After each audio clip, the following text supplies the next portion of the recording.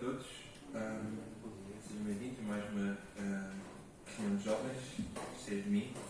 Para quem não está lembrado ou não, já não esteve cá no terceiro domingo do mês passado, nós estamos a estudar a carta de Paulo aos Colossenses e queria agradecer a vossa presença também e em particular ao Pedro Lopes e aos filhos que vieram com ele. Para darmos início à nossa reunião esta manhã, eu queria pedir que ficássemos de pé, ficassem de pé os que pudessem, e vamos cantar o hino 302 e também para nos ajudar a fazer eu vou pedir ao Tiago, já que estávamos para vir aqui para a frente, ao irmão José Marques e à minha mãe, para virem aqui à frente para nos ajudar a fazê-lo. E vamos aproveitar também para levantar a oferta neste mesmo hino.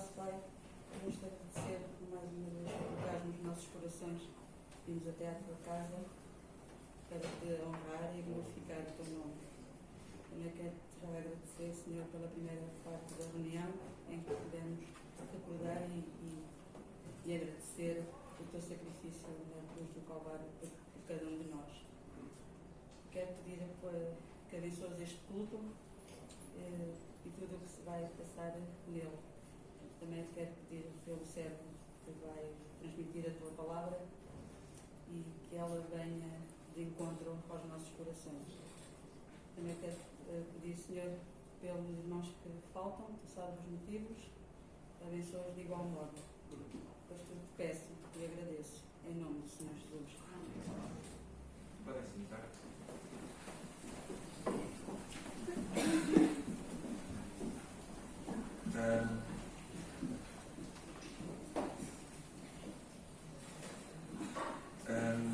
De anúncios os refrigérios para que se repararem, se tiverem uma revista de refrigério no banco onde estão sentados, podem levá-la convosco. Também lembrar o irmão Feliciano e a irmã Adelaide enviam os cumprimentos aos irmãos e também anunciar que o irmão do irmão Feliciano faleceu e o funeral vai ser em Lisboa, no entanto ainda não há data marcada para o mesmo.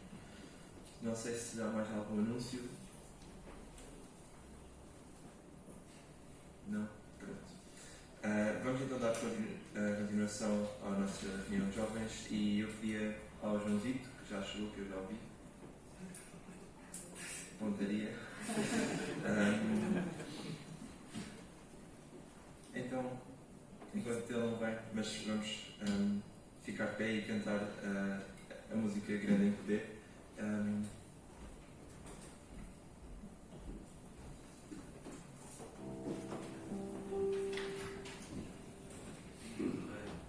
Se calhar, pode ficar de pé enquanto se levanta, o João já estou a ver que ele ataca. Parece assim.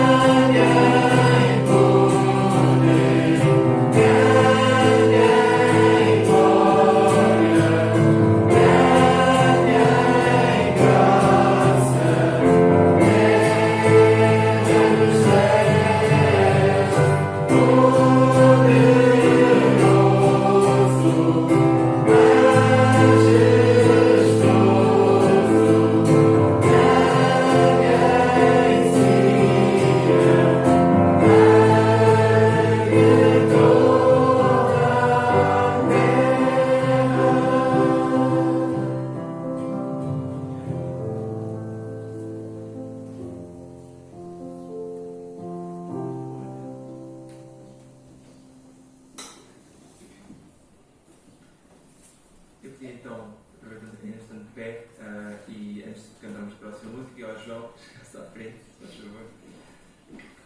E enquanto ele chega à frente, nós de seguida vamos cantar, a música que vamos cantar já não será 100% nova para os irmãos presentes, mas ao mesmo tempo pode não ser conhecida da maior parte de vós, então nós vamos ensinar, se conhecerem podem cantar connosco, se não conhecerem podem cantar na mesma, mas com um bocadinho menos de segurança.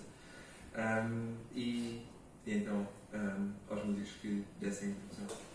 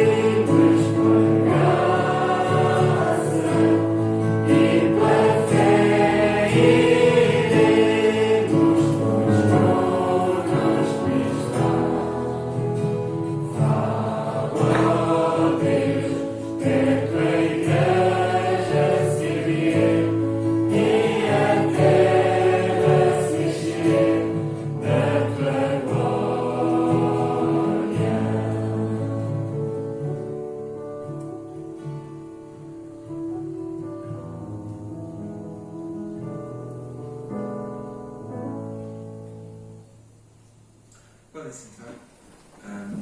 No tempo que segue, vamos ouvir então a palavra que nos vai ser transmitida, transmitida pelo Pedro Lopes.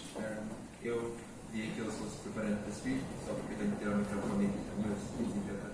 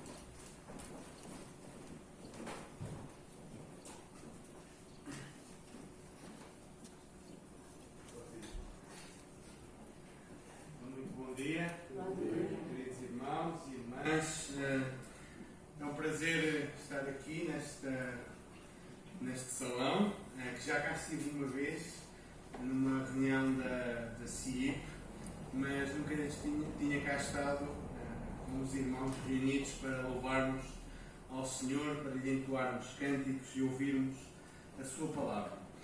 Mando saudações da Igreja da Gafanha de Nazaré. Certamente muitos, ou se calhar a maioria, conhece bem. Se nunca lá foram, estão todos convidados a ir lá um dia visitar-nos, ou quando forem à Praia da Barra, passarem por lá. Também dizer que viemos só 3 da nossa família, ainda ficaram 4 em casa.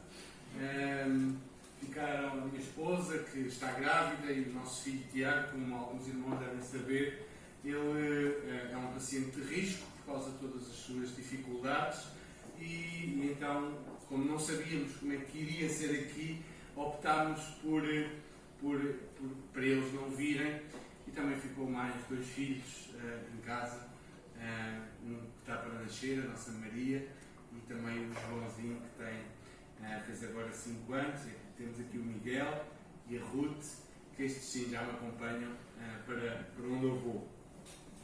Irmãos, muito obrigado pelo convite, obrigado ao Pedro pelo convite que me fizeram. É um privilégio, como já disse, estar aqui, expor a palavra de Deus, falar da palavra de Deus. E vamos então abrir as nossas Bíblias, como os irmãos já sabem, Colossenses, e eu quero dar-vos parabéns por tomarem esta iniciativa, que estou certo que é recorrente, de exporem um livro inteiro, ficarmos a conhecer toda a mensagem de uma carta, fazer este tipo de pregação expositiva e sequencial. Parabéns por essa iniciativa e que continuem a fazê-lo muito mais vezes. Vamos abrir em Colossenses, capítulo 2, capítulo 1, aliás, verso 24. Paulo escreve esta carta aos Colossenses na prisão em Roma, e vamos então ler a passagem antes de mais. Colossenses capítulo 1, verso 24 até ao 2:5. Diz assim a palavra de Deus: E agora me regozijo nos meus sofrimentos por vós, e preencho o que resta das aflições de Cristo na minha carne, a favor do seu corpo, que é a Igreja, do qual me tornei ministro de acordo com a dispensação da parte de Deus, que me foi confiada a vosso favor para dar pleno cumprimento à palavra de Deus. O mistério que estivera oculto dos séculos e das gerações, agora todavia se manifestou aos seus santos, os quais Deus quis dar a conhecer qual seja a riqueza da glória deste mistério entre os gentios, isto é, Cristo em vós, a esperança da glória, o qual nós anunciamos, advertindo a todo o homem e ensinando a todo o homem em toda a sabedoria, a fim de que apresentemos todo o homem perfeito em Cristo. Para isso é que eu também me afadigo, esforçando-me o mais possível, segundo a sua eficácia que opera eficientemente em mim. Gostaria, pois, que soubesseis com grande luta venho mantendo por vós, pelos laodicenses e por quantos não me viram face a face, para que o coração deles seja confortado e vinculado juntamente em amor, e eles tenham toda a riqueza da forte convicção do entendimento, para compreenderem plenamente o mistério de Deus, Cristo, em quem todos os tesouros da sabedoria e do conhecimento estão ocultos. Assim digo que, para que ninguém vos engane com raciocínios falazes, pois, embora ausente quanto ao corpo, contudo em espírito estou convosco, alegrando-me e verificando a vossa boa ordem e a firmeza da vossa fé em Cristo. Até aqui a palavra de Deus. Vamos orar novamente. Amado Deus e Pai, estamos aqui com o Teu povo esta manhã, Senhor, para ouvir a exposição da Tua palavra e para sermos expostos à Tua palavra, Senhor. Dá-nos um coração humilde, quebrantado, obediente, apto a aprender, a conhecer mais e a crescer, Senhor, edificados no fundamento que é Cristo Jesus.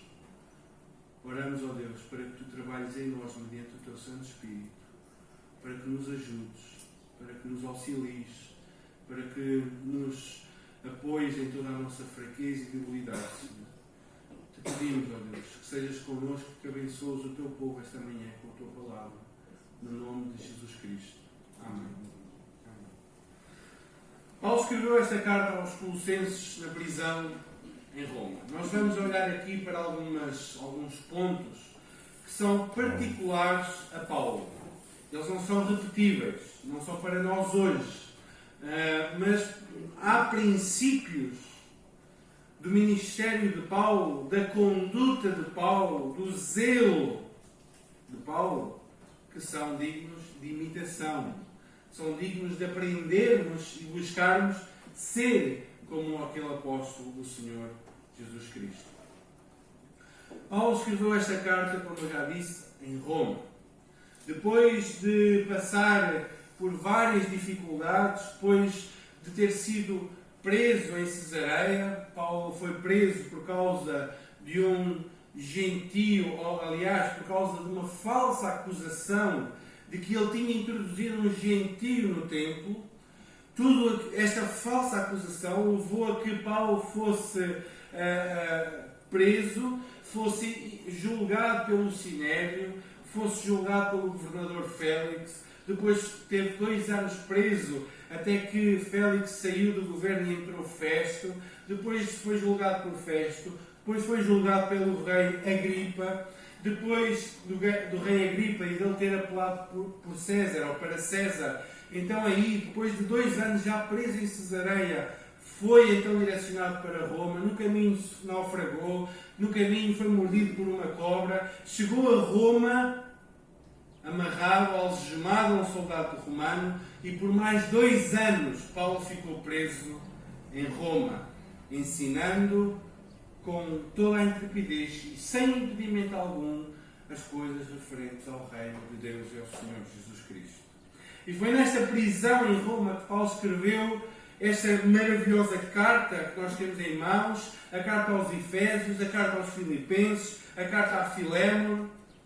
Talvez exatamente por Paulo ter passado por tantos julgamentos, por tantas autoridades e ainda ter em vista ele ter uma audiência com o próprio Nero, o imperador de Roma. Paulo fala e enfatiza nestas cartas a supremacia, o governo de Jesus Cristo. Como nós vemos aqui, único e poderoso Senhor. Aquele que tinha passado por tantos líderes, por tantos julgamentos, ele sabia que o único juiz de toda a terra, o único a quem ele se vergaria, a quem ele se ajoelharia, a quem renderia graças, o único a quem ele confiaria toda a sua vida, era ao soberano, ao Senhor, ao majestoso, ao divino Jesus Cristo. Então Paulo escreveu esta carta e no capítulo 1, do 1 até ao 23, Paulo, como os irmãos já viram, eu não vou falar sobre isso, Paulo fala da supremacia de Jesus Cristo sobre todas as coisas, sobre toda a criatura e do inigualável sacrifício de Jesus para a redenção de todos os homens. E agora Paulo vai falar do seu ministério e de como ele se tem comportado e quais são as suas lutas para com este ministério, para com esta responsabilidade. Então a primeira coisa que nós vemos aqui, versos 24 e 25, é a chamada de Paulo aos gentios. Ele diz, em primeiro lugar, eu quero destacar, eu me regozijo nos meus sofrimentos. Paulo estava, como eu já disse, em Roma, preso por causa do Evangelho, acorrentado 24 sobre 24 horas a um soldado da guarda pretoriana. E ele diz, eu me regozijo dos meus sofrimentos. Eu me regozijo não pelo sofrimento em si, mas pela razão pela qual eu estou a sofrer. Era a causa que levava Paulo a se regozijar por aquilo que estava a sofrer. E ele diz algo interessante, diz, eu me regozijo nos meus sofrimentos por vós, Colossenses, por vós, Efésios, por vós, filipenses, por vós, gentios, e preencho o que resta das aflições de Cristo na minha carne. Interessante, Paulo, o que é que ele está a dizer aqui? Nós não devemos interpretar ou entender este texto como se Paulo dissesse que o sacrifício que Jesus fez ainda precisava de algo mais. Não. Nós somos defensores do lema da Reforma. Somente Cristo. Para a nossa salvação, nenhum homem pode acrescentar algo à obra de Cristo. Senão não teria sentido aquilo que Cristo disse na cruz. Está consumado. Está pago. Está feito. Não há nada, nem ninguém pode fazer algo que acrescente, ainda que seja uma ínfima parte, à salvação operada por Cristo na cruz. Nada. Cristo pagou o preço completo. Na cruz, como os irmãos irão ver no 2, 13 e 14, no próximo mês, na cruz, o nosso escrito de dívida, a nossa dívida, está cancelado. Está pago. Então Paulo não está a dizer aqui, ao preencher os sofrimentos de Cristo, de que ele vem fazer algo para completar a obra de Cristo. Não é isso.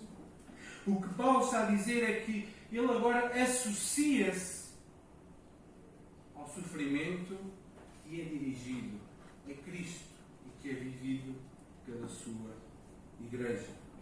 Estas aflições estão relacionadas ao testemunho cristão, ao testemunho de defender a Cristo Jesus.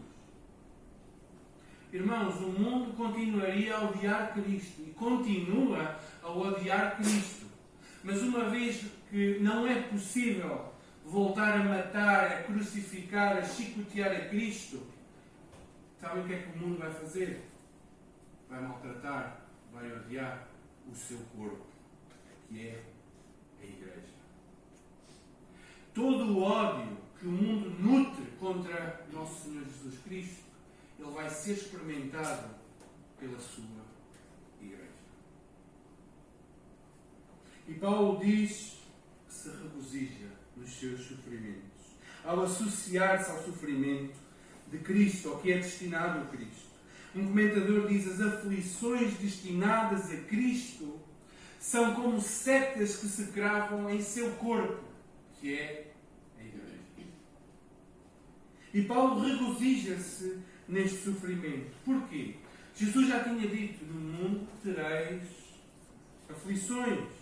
Jesus tinha dito: o servo não é maior que o seu Senhor. Se me perseguiram a mim, vão perseguir a vós outros. Jesus tinha dito: tudo isto farão por causa do meu nome. Os apóstolos, em Atos 5, quando foram chicoteados, quando foram maltratados, eles saíram de lá e Lucas diz que eles se regozijaram por serem achados dignos de sofrer pelo nome do Senhor. Paulo, ao percorrer as igrejas que tinha fundado, ele ensinava aos cristãos que através de muitas tribulações nos importa entrar no reino de Deus. E Paulo aos Filipenses diz: não recebemos só o privilégio de crer nele, em Jesus, mas também de sofrer por ele. Sabem, irmãos, as pessoas gostam de causas. E cada vez mais. Nós vemos causas para tudo e pessoas militantes de todo tipo de causas. E as pessoas, quando acreditam naquilo que estão a defender, elas fazem sacrifícios extraordinários para defender a sua causa. Permitam-me dizer que para nós não há causa mais sublime, mais importante, mais relevante do que a causa do nosso Senhor Jesus Cristo.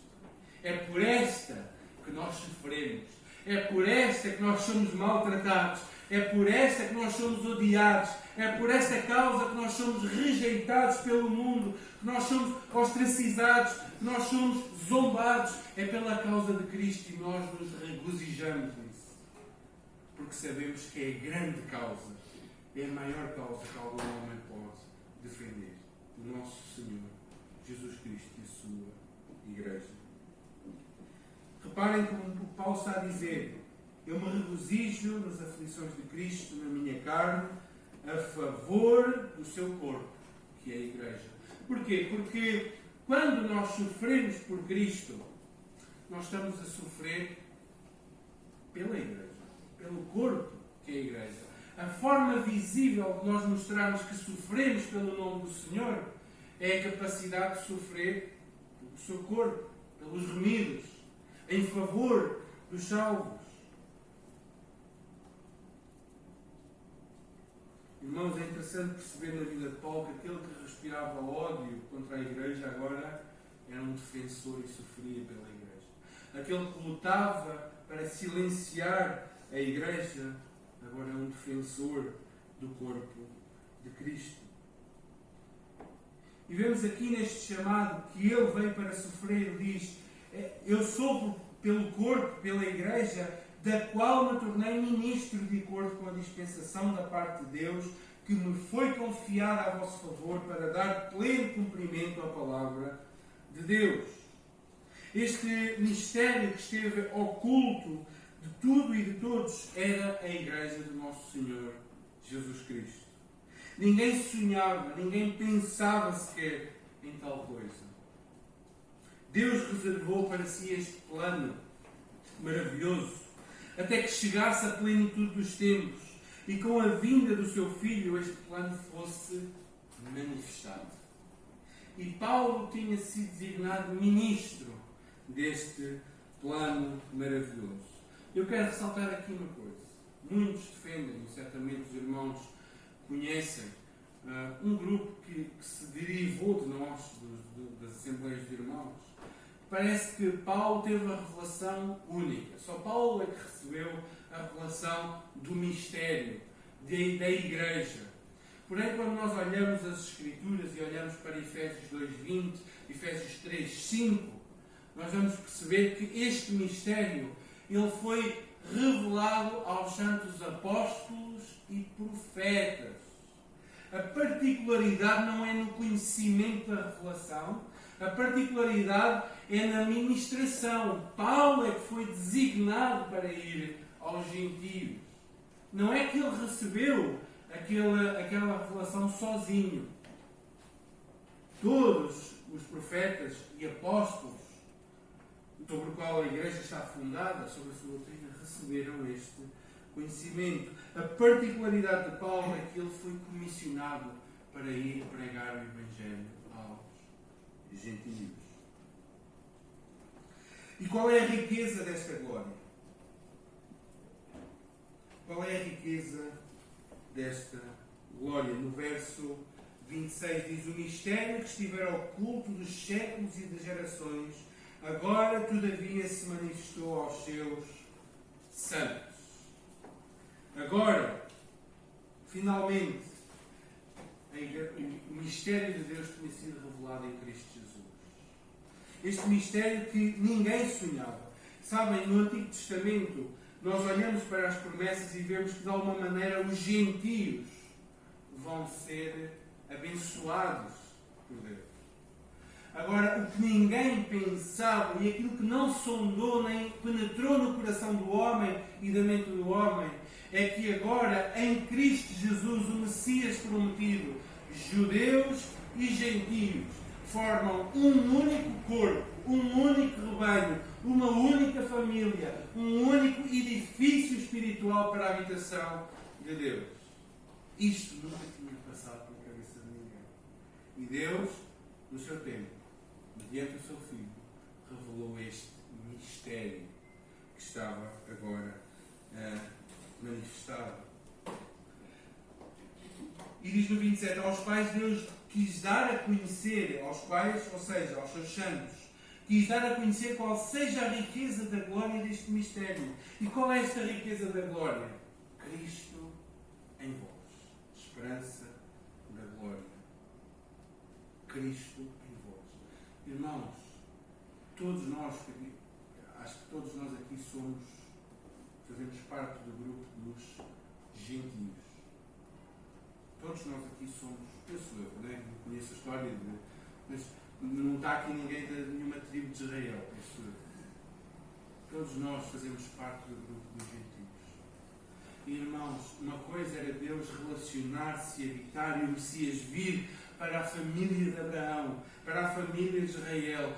E nós, irmãos, se nós olhássemos para Efésios, nós iríamos ver qual era o nosso estado, separados de Deus, alienados de Deus, de Cristo, as promessas do povo, sem esperança no mundo. É assim que Paulo nos descreve. Mas agora, diante de Cristo, nós, gentios, também fomos alcançados. E qual é esta maravilhosa novidade? Cristo em vós, em cada um de vós. Que maravilhosa notícia da parte de Deus. Agora, a partir do verso 28 até ao 29, nós vamos ver o trabalho pastoral de Paulo. Vimos até aqui o ministério. E este ministério era particular a Paulo e não é repetível por nenhum de nós. Nós somos chamados a defender outras verdades. Nós não sofremos mais da luta de Paulo de dizer que os gentios agora também são um corpo com os judeus. Nós não temos esta luta, mas certamente temos a luta de anunciar o Evangelho como o único caminho para a salvação. Temos a luta de anunciar que o homem é pecador e está condenado por toda a eternidade no seu estado natural. Temos a luta de anunciar este radicalismo de que só em Jesus Cristo há salvação. E isto num mundo pluralista, relativista, onde todos estão certos. Isto é um choque, nós dizemos assim, só, única e exclusivamente em Jesus Cristo há salvação e perdão para o homem. É isto que temos que manter e sustentar e proclamar aos outros. E agora vamos olhar para o trabalho pastoral de Paulo. Diz no verso 28 e 29. O qual, ou seja, Cristo, é o raciocínio lógico, Cristo em vós, esperança da glória, o qual, a Cristo, nós, o que é que fazemos? Anunciamos. Nós proclamamos a Cristo Jesus. É este o nosso trabalho, é esta a nossa tarefa, anunciar a Cristo Jesus. Eu quero que os irmãos reparem nos dois verbos que vêm a seguir, porque eles vão dizer como é que Cristo é anunciado. Reparem o que é que diz o texto. Como é que Cristo é anunciado? Advertindo a todo o homem, em primeiro lugar, mostrando aquilo que está mal, mostrando qual é o erro. Paulo está a falar aos Colossenses, um grupo de pessoas que vêm do paganismo, que vêm com ideias pagãs, que vêm com rituais pagãos, e, em primeiro lugar, as pessoas precisam de perceber o que é que está mal na vida delas. É esta a advertência.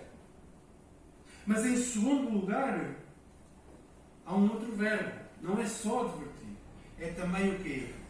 E ensinando a todo o homem, a toda a sabedoria. Ensinar. Não é só dizer isto está mal, mas é mostrar o caminho que está bem. Não é só dizer que tens que abandonar isto, mas é dizer também, e agora apega-te a isto.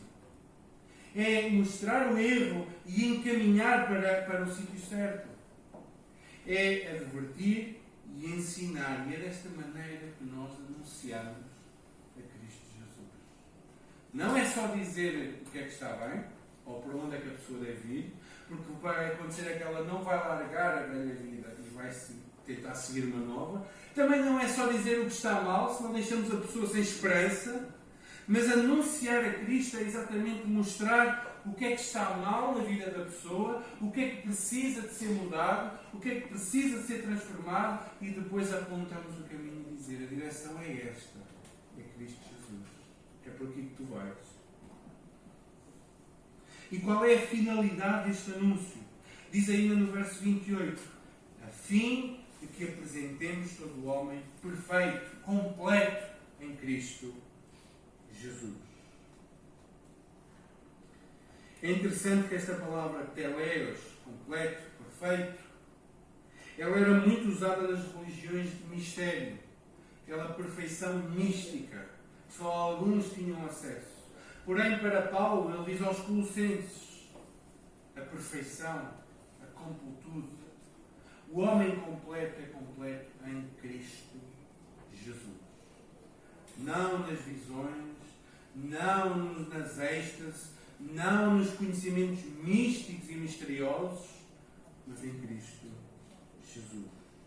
E Paulo diz no 29, é para isso que eu também me afadigo, esforçando-me o mais possível, segundo a sua eficácia que opera eficiente em mim. Essa era a razão do esforço de Paulo, levar as pessoas a Cristo Jesus. Levar que todo o homem, e reparem como ele repete aqui a expressão todo o homem, ele adverte a todo o homem, não a um grupo, ele ensina a todo o homem, não a um grupo específico, para apresentar quem? Todo o homem. E que homem não é só sexo masculino. Todas as pessoas, todo o tipo de pessoas, todo o homem. Levá-lo a Cristo. E é para isto que ele se esforçava. Irmãos, eu quero dar aqui uma palavra. Este também é o nosso ministério. Mas muito mais é o trabalho daqueles que são investidos de autoridade nesta igreja, por exemplo, local.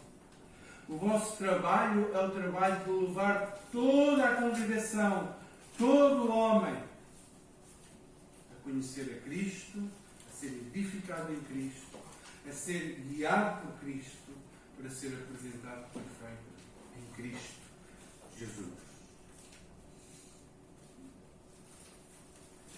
E agora no 2:5, eu sei que o meu tempo está a acabar, irmãos. Capítulo 2, verso 1 a 5, nós vamos ver o genuíno interesse de Paulo pela edificação dos crentes.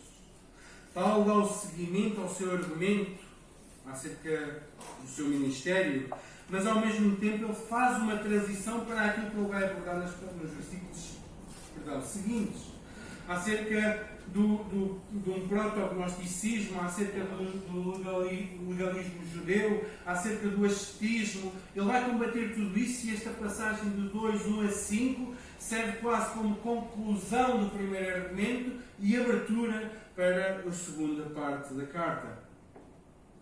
E Paulo diz que gostaria, pois, que soubesseis quão grande luta venho mantendo por vós, pelos laodicenses, e por quantos não me viram face a face.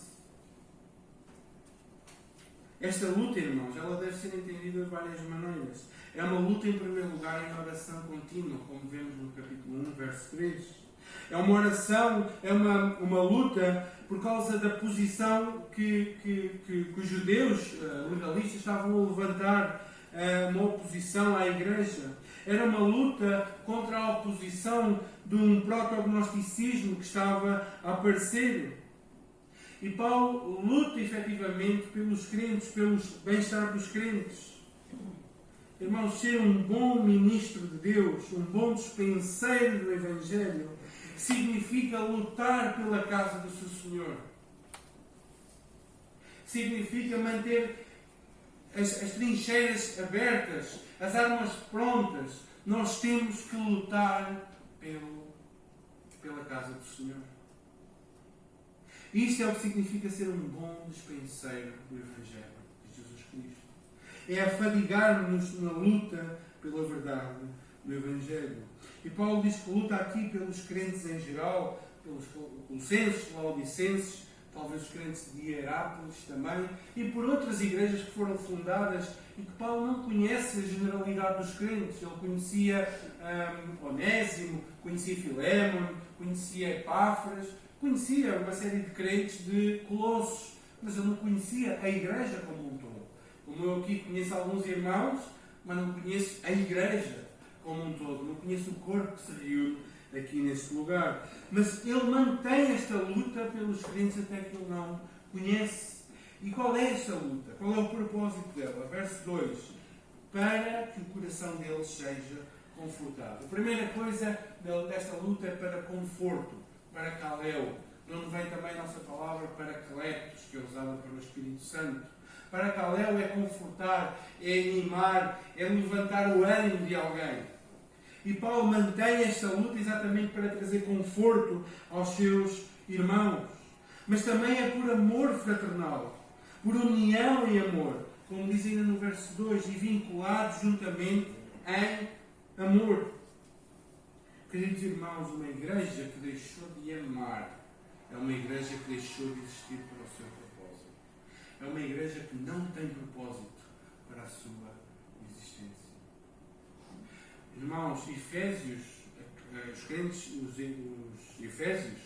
de Éfeso, eles tinham boa doutrina, boa teologia, boa conduta, mas a sua igreja ia ser fechada. Não era por causa de questões doutrinárias, mas porque tinha deixado o primeiro amor.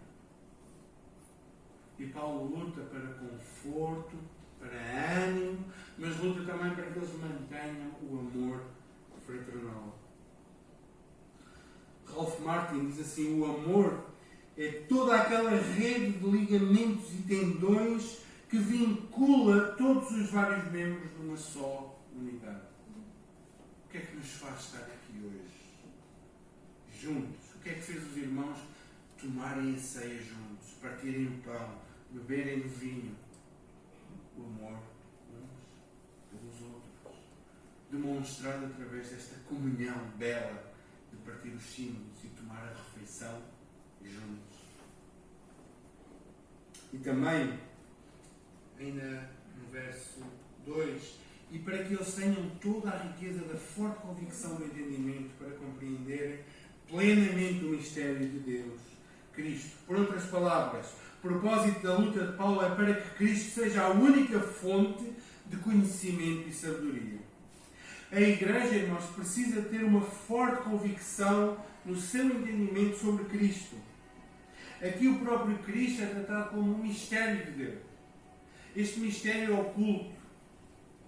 Quem pensava que o Deus Criador dos céus e da terra seria Ele mesmo a encarnar, a nascer de uma mulher, a nascer numa manjedoura, a ficar numa manjedoura, a crescer e ser um carpinteiro na Galileia? Quem imaginava que o Senhor Todo-Poderoso, Criador dos céus e da terra, sustentador de todas as coisas, se encarnasse, se fizesse homem e morresse pelos homens? Este é o mistério de Deus. Cristo Jesus, o Filho de Deus. E porquê é que Paulo fala assim? Porque, como eu já disse, ideias gnósticas que rejeitavam a humanidade de Jesus, que diziam que o corpo podes fazer o que quiseres, porque o que interessa é a alma.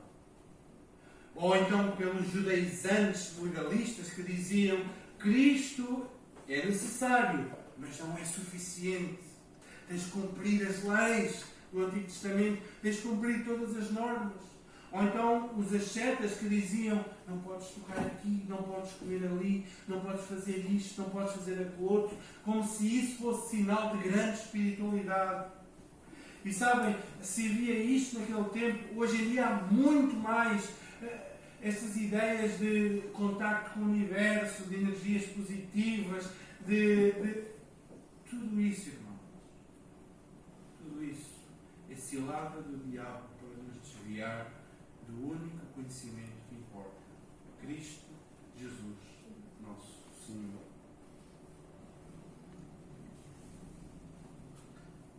Então, Paulo diz assim: assim digo, para que ninguém os engane com raciocínios falazes. Não se deixem enganar.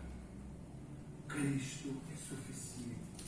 O conhecimento de Cristo é suficiente.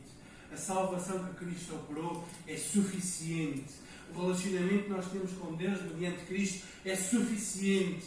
O sumo sacerdócio realizado por Cristo é suficiente. Não se deixem enganar por raciocínios falazes. Cristo é suficiente em tudo na vida do homem.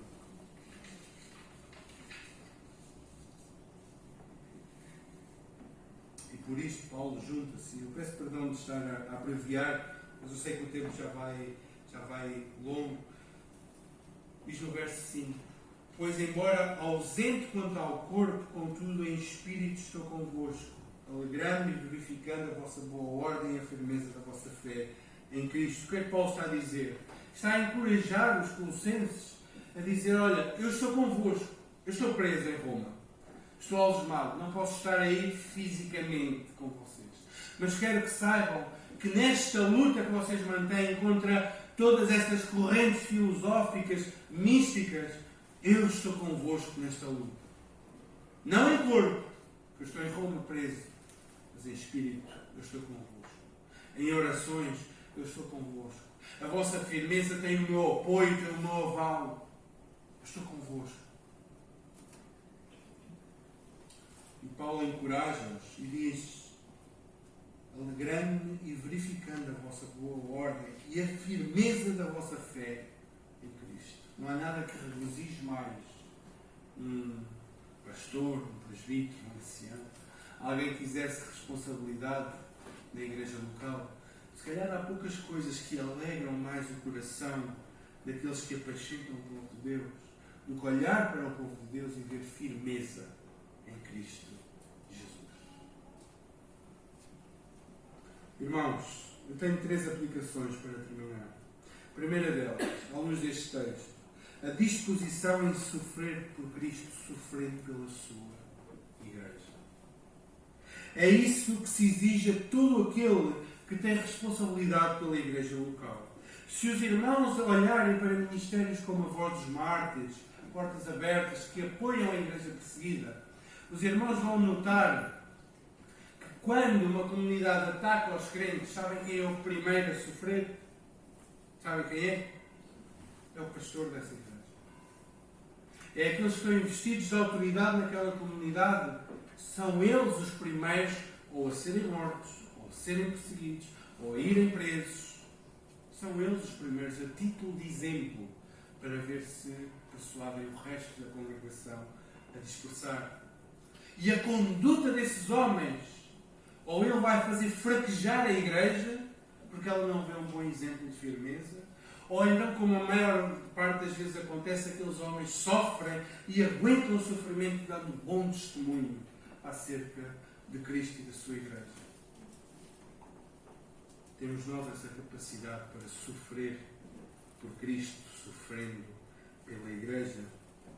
Irmãos, a luta por Cristo é lutar pela igreja. Pensem da seguinte maneira. Um homem, imagine 2 exemplos. Temos aqui o Tiago e o Pedro atrás de mim, não é? Tiago, isto é ficção. Tiago, um homem que se vai casar, tem uma noiva. Não é? Só que ele vai de viagem e pede ao Pedro para zelar pela noiva. No entretanto, enquanto Tiago está de viagem, alguns homens vão atacar a noiva. E Pedro, como tinha prometido ao seu amigo, e pelo amor que ele tinha ao seu amigo, ele dá a vida e morre para preservar a noiva de Tiago. É isto que nós somos chamados a fazer.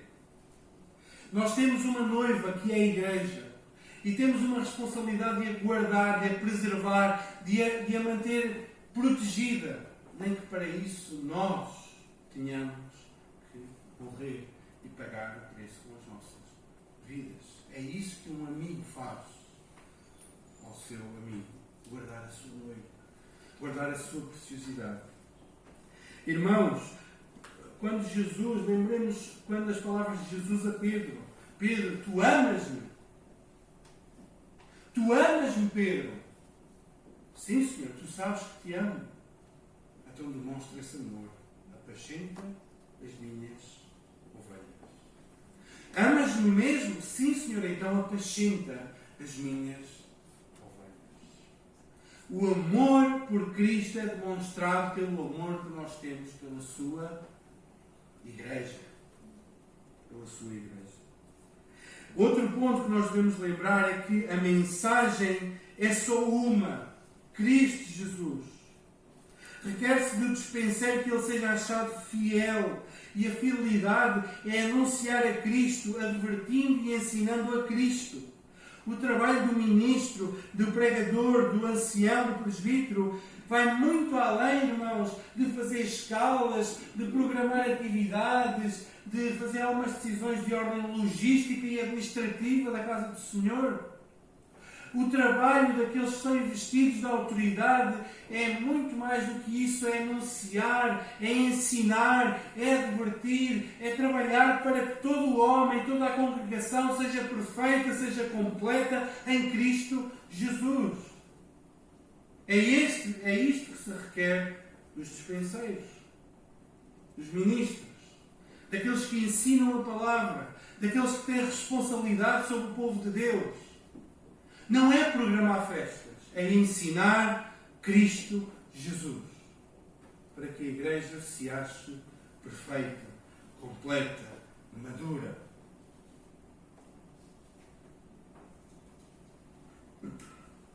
Ensinar Cristo às pessoas é muito mais trabalhoso do que parece. Sabem, é muito mais fácil administrar do que ensinar a Cristo Jesus. Porque ensinar a Cristo requer oração, requer preparação, requer discipulado, requer visitação, requer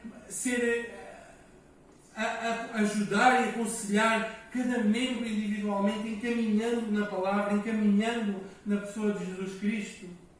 Ser um ministro de Cristo e ensinar Cristo às pessoas significa muitas vezes envolver-nos nos problemas dos outros.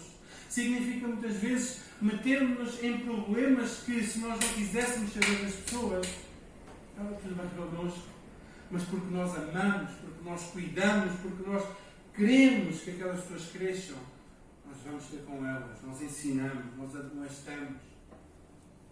Isto é muito mais trabalhoso do que fazer uma escala de pregações, programar uns eventos e manter as coisas. Ensinar a Cristo é o que se requer do ministro de Deus, do dispenseiro de Deus. Ser um dispenseiro fiel significa estar genuinamente preocupado com o crescimento espiritual da sua congregação. Era esta a preocupação de Paulo e deve ser esta a preocupação dos responsáveis, dos presbíteros desta igreja. Deve ser esta a preocupação daqueles que estão investidos da autoridade. Estar genuinamente preocupado com o crescimento espiritual da sua congregação. Isso significa estar preparado também para lutar contra heresias, como Paulo fez nesta situação. Lutar contra heresias. Se nós olharmos para as qualificações de Tito, vamos ver que o presbítero tem que ser apto a ensinar e também preparado para confrontar, para não deixar que falsos ensinos entrem dentro da igreja. Era isto que Paulo estava a fazer e é isto que é requerido a todo o dispenseiro de Deus e, em última análise, é isto que é requerido a todos os irmãos, aptos para lutar contra o erro e a heresia. Irmãos, Cristo resgatou-nos da perdição, da condenação eterna. Trouxe perdão e reconciliação aos homens. Este é o mistério de Cristo. Esta é a boa nova de Cristo Jesus.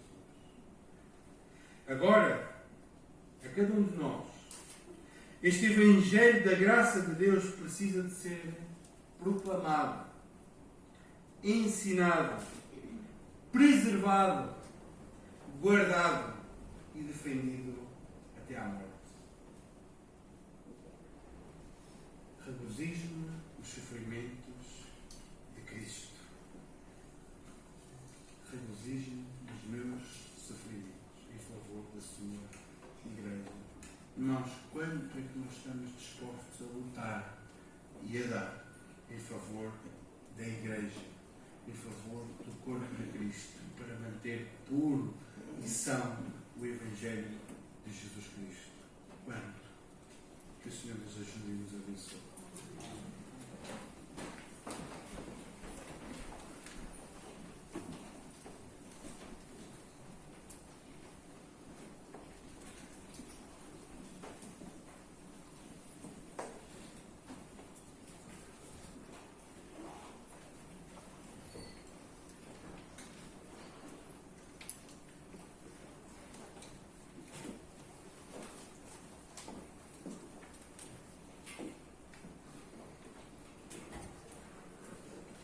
Obrigado, Pedro. pela exposição da mensagem e, de facto, estou grato e certamente estamos todos gratos pela forma como podemos olhar para este texto, olhar para esta mensagem e ser desafiados e lembrados também, especialmente com estas 3 aplicações. E com isto em mente eu pedia ao Anderson para terminar esta reunião em oração.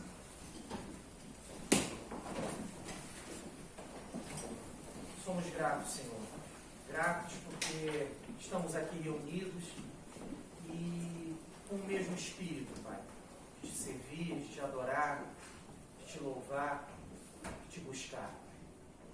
E o que pedimos, Senhor, é coragem para enfrentarmos os desafios que os irmãos do passado enfrentaram. Desafios de fé, desafios que exigiram, Pai, um compromisso genuíno com Cristo. E é isso que queremos também. Nos reveste, Pai, com o poder do alto, para que a palavra que ouvimos frutifique em nosso coração e que tenhamos, Pai, esse compromisso verdadeiro contigo. Guia e cuida da tua igreja, cuida dos teus líderes, Senhor. Cuida da tua igreja, para que ela possa caminhar de maneira saudável e da forma como o Senhor quer que ela caminhe. Cuida de nós, cuida da nossa vida, Senhor. Tem misericórdia dos nossos pecados, das nossas mazelas e enche-nos do teu Espírito. Leva-nos para casa com segurança. Cuida de nós, Senhor. É o que te pedimos e agradecemos em nome de Jesus. Amém. Obrigado. Temos de terminar então a nossa reunião. Só lembrar que, como este é um espaço fechado, tenham algum cuidado com as interações e o distanciamento e não saindo também pela ordem. Depois lá fora podem falar, mas com alguma precaução.